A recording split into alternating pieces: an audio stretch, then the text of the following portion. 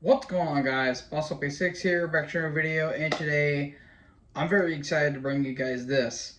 Today I'm going to be doing my first ever CD collection. Yay! It's a CD collection update, basically. And yeah, I decided to go to a record store that was near me, and I probably went a little too crazy looking back on it, but you know what? I've been wanting to do this for a while now, and not to mention a couple of buddies of mine from the Shadow Podcast, aka Thrashmaniac 99, Levi, and Horror Master, aka Ricky. They were kind of encouraging me to do it, and I've been watching other people doing their CD collection updates, most notably with Falls of Metal, but I decided to do some of my own, and I got some juicy ones here, and some I did not expect that they were going to have in store, but yeah, without further ado, this one might be a little long because I have quite a few albums here, but it's always a first start. So let's start off with the first album, Beyond Fear, self-titled album. This is the one and only album by Beyond Fear, which was a little side project that Tim Ripper Owens was in while he was in Ice Earth at the time. This was in 2006. It was on SPV Steamhammer Records, and if you open up here, you could see the album disc, which looks pretty damn cool, and you can actually see the band here.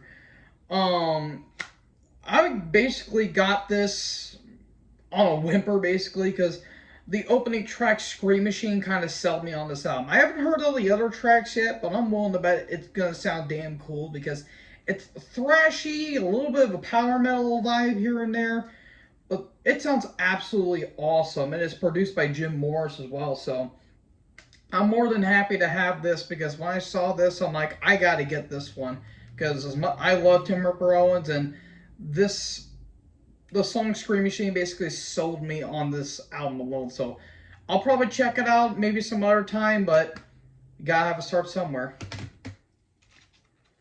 Cattle Decapitation, Terrorcide.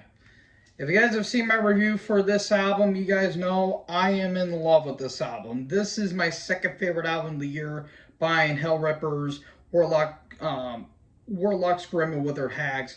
But from top to bottom, this album is magical, to say the least. I love this track. You see the album disc, and you can see inside the little painting there, which kind of just looks haunting, to say the least. This was released on Metal Blade Records, and yeah, from top to bottom, I love damn near every track. Terrorcitic Adaptation, We Eat Our Young, Scourge of the Offspring, The Insignificance, The Storm Upstairs, and The World Will Go On Without You, Aphonic Doom, Dead at Residence, Nostalgia, and the epic Just Another Body. Good God, the songs are absolutely top notch, and I love the chaotic nature, but somehow you pepper in the melody and it doesn't seem contrived. Absolutely phenomenal album. It's arguably their best, even though Monolith of Inhumanity's up there. But yeah, top to bottom, great, great, great stuff. Expect to see in my end of the year review when I do albums of the year. All right, next up I have a duel. Death, their 1987 debut, Scream Bloody Gore, and 1991's Human. I want to talk about this one first. Yeah, 1987 Scream Bloody Gore. It's actually a two-disc here, with the first one being the actual album with all the songs, and the second one being the original Florida sessions, along with the rehearsals in '86. But open up here, you got that kick-ass album CD, and you also have Chris Redfield, who will go on to be an Autopsy, and of course the legendary man himself, Chuck. From top to bottom, this is a great, great album. Again, Death does not have a bad album. Even Spiritual Healing, which is my least favorite album, is still pretty damn good. But you have some great tracks here, like Infernal Death, Zombie Ritual, which is a classic, Sacrificial Mutilation, Baptized in Blood, Evil Dead, the title track. Just from top to bottom, just absolutely awesome album. It's more thrashy, but it's still got that death metal veneer to it, which is absolutely great. And then you get to their best album, in my opinion, and my personal favorite death metal album of all time, Human from 1991, which open it up and you can see who's all in the band. Chuck Schuldiner, Paul Masvidal, and Sean Reihart, may rest in peace, formerly of Cynic, and the fretless wonder himself, Steve DiGiorgio on bass. It's another 2-disc compilation. This was released on Relapse Records. And yeah, the second disc is all instrumental, which is kind of interesting to say the least. And they also have some demos that was released around that time, but I love every track here. Flattening of Emotions, my favorite death metal and death song. Suicide Machine, Together as One, Secret Face, Lack of Comprehension, See Through Dreams, Cosmic Sea, Vacant Planets. Even God of Thunder, for as cheesy as is kind of fun in its own right. But yeah, from top to bottom, just brilliant album. Not much needs to be said. Alright, next up, I have 4 from the same band. And lo and behold, it's my favorite band of all time. Judas Priest with their sophomore outing, Sad Wings of Destiny from 1976. Stained Class, which was released in 1978. Hellbent for Leather / Killing Machine, released in 1979. And of course, one of their more well-known albums, British Steel, released in 1980. I did see Sin After Sin in there, but I didn't grab it yet. I'm probably going to next time I go there, but Sad Wings of Destiny was released on Conch Records. Let's see if I can open this up. I will. And you can see an alternate album cover of Rock'n'Rolla. You get the album CD disc there, and yeah, this is just an absolute classic album. It's what the debut should have been, in my opinion. Victim of Changes, The Ripper, Dreamer Deceiver, Tyrant, Genocide, Island Domination, just arguably the best in their career. Top 5 for me, personally. And then you get into Stained Class, which was released in 1978. And this is where the band really shifted their sound in some ways. They got a little more proggy with their sound, which, as much as you guys know I'm not a huge fan of prog metal, I kind of enjoyed it for what it is. And there was the band right there, and there's the album artwork and the CD. Just, all these songs are just great. White Heat, Red Hot, Exciter, the Spooky Tooth cover, Better by You, Better Than Me, which ultimately created the controversy where those kids were part of that suicide pact, which led to the trial in 1990 and tried to sue the band, which that's a whole story for another day. The top track, Invader, Saints in Hell, Heroes End, Savage, Beyond the Realms of Death. That alone should let you buy this album. But yeah, absolutely awesome. Again, it's arguably their best. It's a top 5 in their career. And then you get to Hellbent for Leather / Killing Machine, because I think they were originally going for Killing Machine, but there was some kind of murder or killing spree that happened around that time, and they changed it to Hellbent for Leather. And unfortunately, the case got messed up, so I'm going to try. Oh, whoops, it fell out. There you go. Technical difficulties here, ladies and gentlemen. I would not have this show if we did not have any of it, but yeah, this is where they went a little more poppy with their sound, which I kind of dig in some ways, because it didn't convolute it. It knew what it was wanting to be. Delivering the Goods is a top 10 Priest song. It feels like a borderline Queen song in some ways. Rock Forever, the Hellbent for Leather, Burning Up, the Green Metal Issue with Two Prong Crowd, which was a Fleetwood Mac cover, Killing Machine, Running Wild, Evil Fantasies. This is just great stuff here. Better, in my opinion, the British Steel. I know a lot of people really dig this album. At the time, it was a hell of an album, but looking back on it, really not as great as a lot of people said. But, I mean, it's still good. It's just not great as a lot of people say it is. And in my opinion, it's their most overrated album. But you got some good tracks like Rapid Fire, Metal Gods, Breaking the Law. You cannot like this album without mentioning Breaking the Law. And seeing that live when I saw them back in November last year, that was a hell of an experience. Grinder's really good. Yeah, Living After Midnight. I kind of have a love-hate relationship with that song. I love it, but I also hate it at the same time. The Rage, Steeler, there's some good tracks, but it's not an album I really go back to as much as I would like to. But with that being said, it's still a hell of an album. Next up, Metal Church, Congregation of Annihilation. Yeah, again, I reviewed this album when it came out, and I am still in love with this album as we're still speaking because, good Lord Almighty, it is absolutely awesome. It's on Rat Pack Records. See the inside there. Yeah, just absolutely amazing. I love this album. And again, the this part right here talks about Mike Howe. It's a dedication to him, and in all honesty, they kind of did a good job of doing it. Again, the vocals are kind of the main complaint with this album. I kind of don't really mind them in all honesty because I love them. It sounds like a riled up Rottweiler or a junkyard dog, and I absolutely love it. The title track, Pick a God and Pray, Children of the Lie, Making Monsters, Another Judgment Day, Say a Prayer with Seven Bullets. I mean, who does not love these song titles? These Violent Thrills, All That We Destroy. I love it. And I kind of grew on the production. I didn't necessarily dig it at first, but I'm starting to dig how old school it is. So yeah, don't be shocked if I have that on my end of the year list because I really dug it.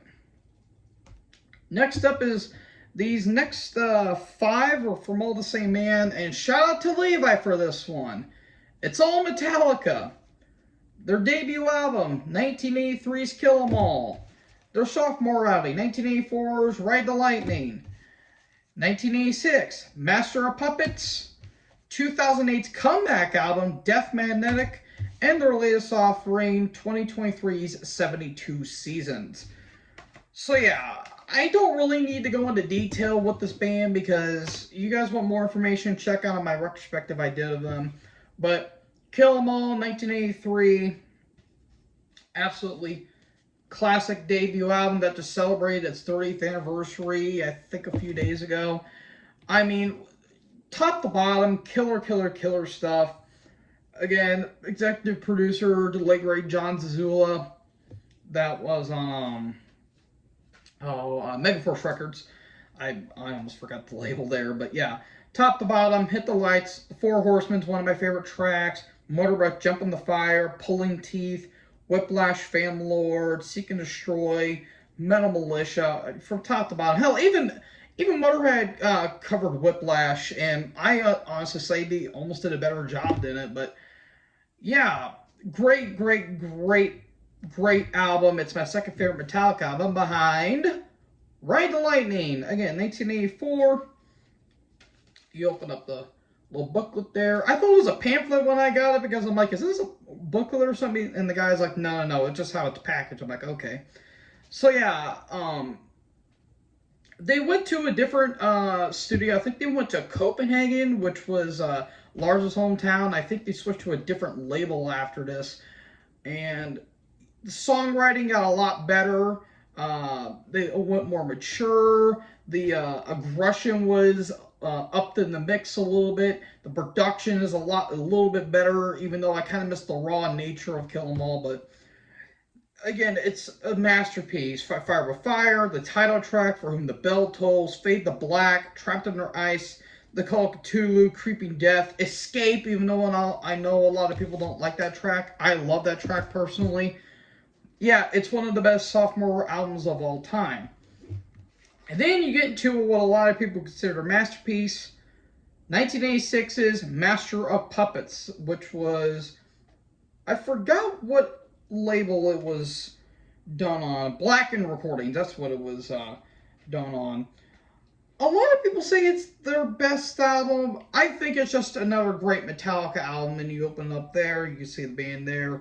Lars, Cliff, rest in peace.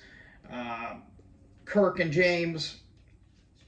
And yeah, again, it's my least favorite of the 80s only because there's a couple tracks that don't do a whole lot for me, but I still really like this album. Of course, the title track, which got a lot more notoriety now thanks to Stranger Things. Battery is my favorite Metallica opening track. The Thing That Should Not Be, Welcome Home Sanitarium, Leper Messiah, Damage Incorporated.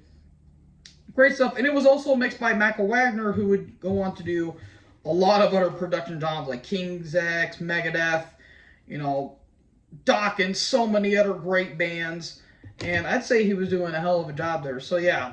So, while my least favorite of the 80s, great stuff there.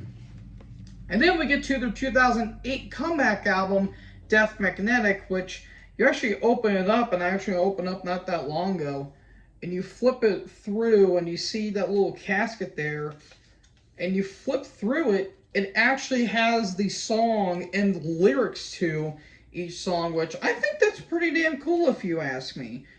So yeah, I really dig that.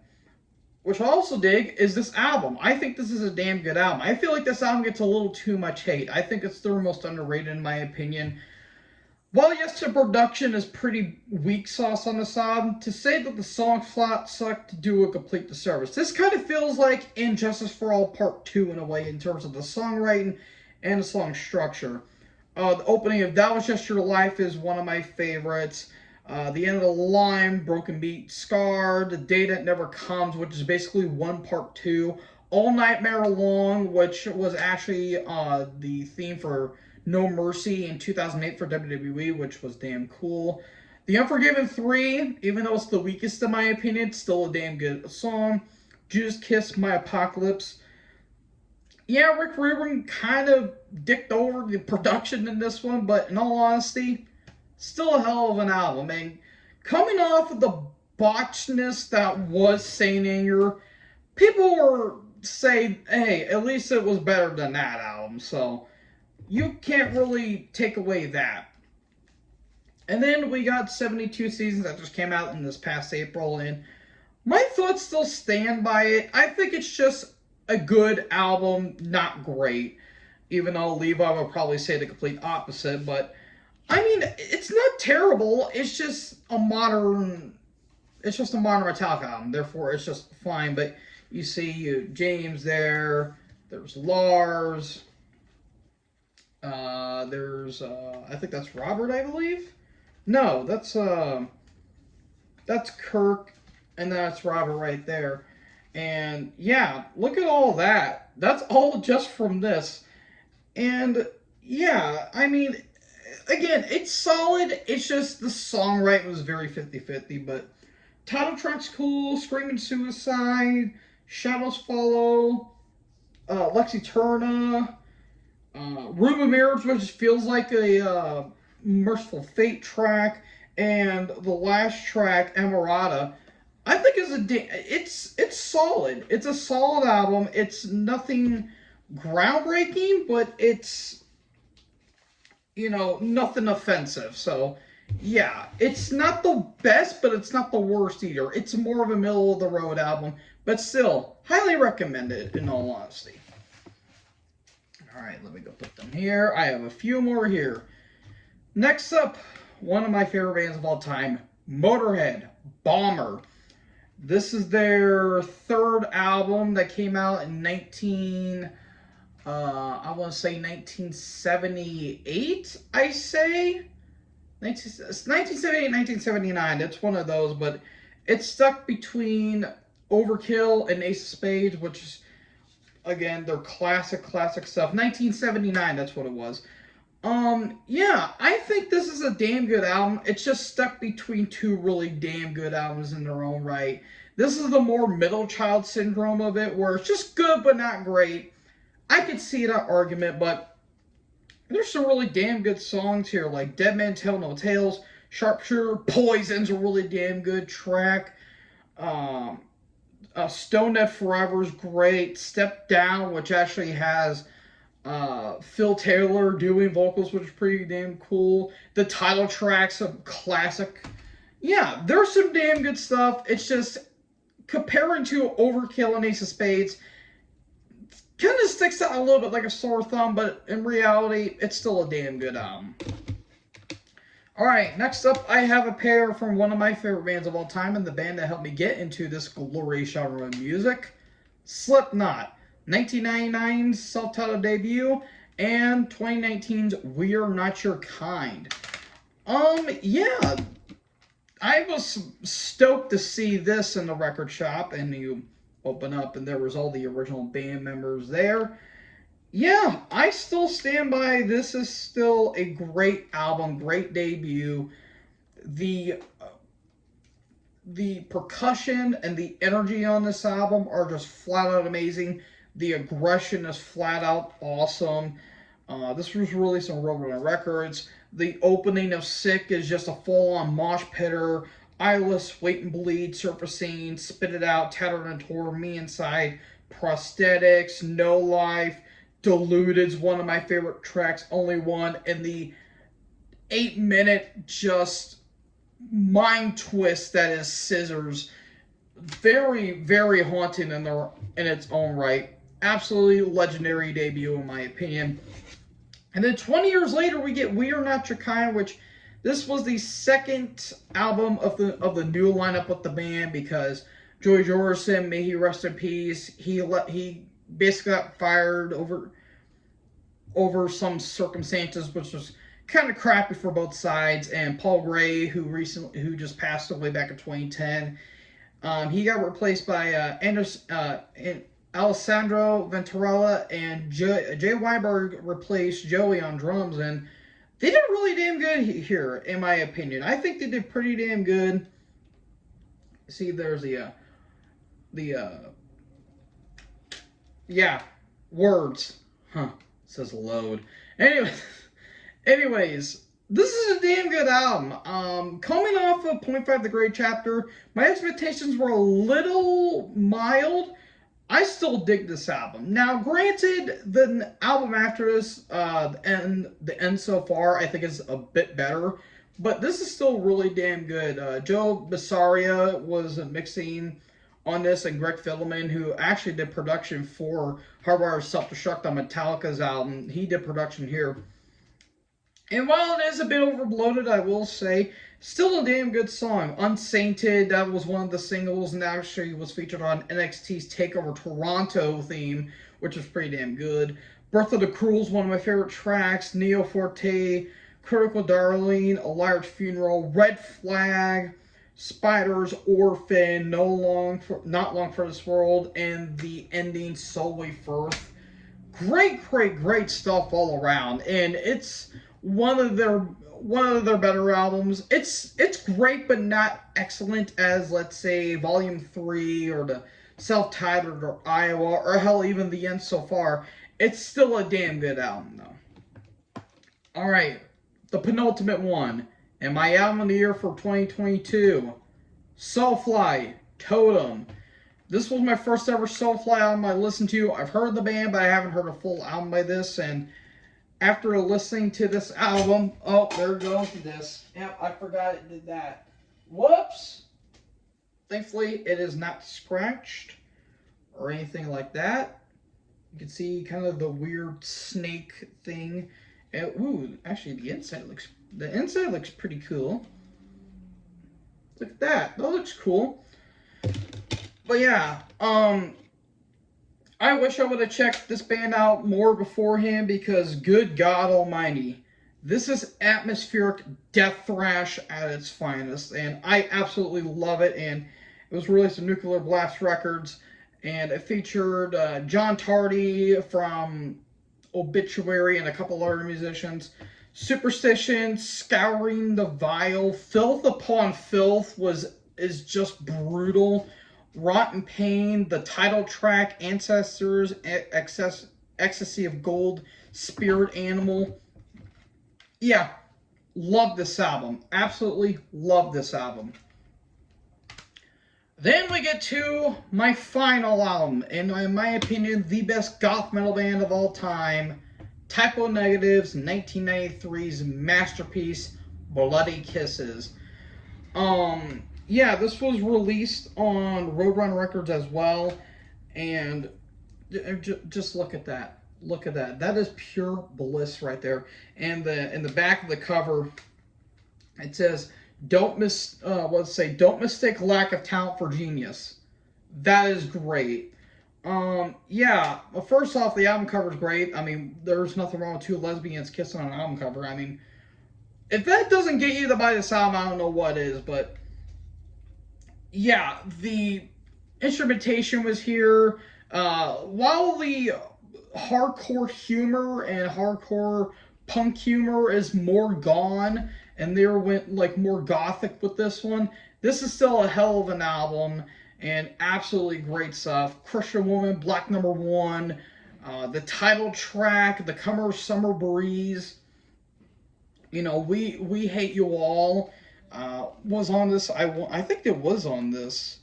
Let me check real quick. Come on, this thing will not open. There we go. I think We Hate You All was on here. I want to say. Hopefully I don't tear this up. Okay, I didn't. Let me check here really quick. Oh yeah, look at that. That looks cool, doesn't it? That looks really cool. Yeah. Let's see. Yeah. Oh no, Kill All the White People. That was on it. Yeah, We Hate Everyone, Blood and Fire 2, Late Frozen. Yeah, this is just absolutely stellar work here. It's not my favorite type of album. I still think World Coming Down is a bit better, but in terms of their more goth metal phase, this is by far their masterpiece. So yeah, Bloody Kisses, 1993 by Typo Negative. So folks, that is all the CDs I have for you guys.